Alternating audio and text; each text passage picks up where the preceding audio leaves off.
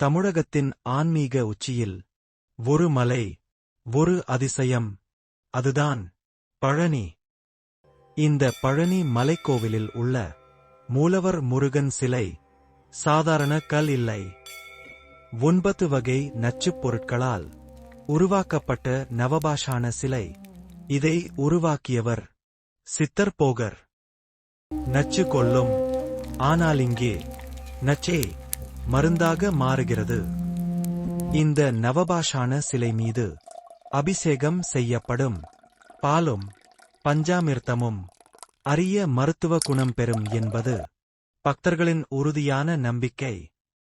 அதனால்தான் பல தீராத நோய்களுக்கும் பழனி ஒரு நம்பிக்கை. வேல் இல்ல, தண்டம் ஏந்திய ஆண்டி முருகன் பற்றை துறந்தால் ஜானம் கிடைக்கும். பழனி முருகன் துணை. இந்த தகவல் உங்களுக்கு பிடித்திருந்தால் ஓம் முருகா என கமெண்ட் செய்யுங்கள். முருகப் பெருமானின் அருள் அனைவருக்கும் கிடைக்க இந்த பதிவை பகிருங்கள்.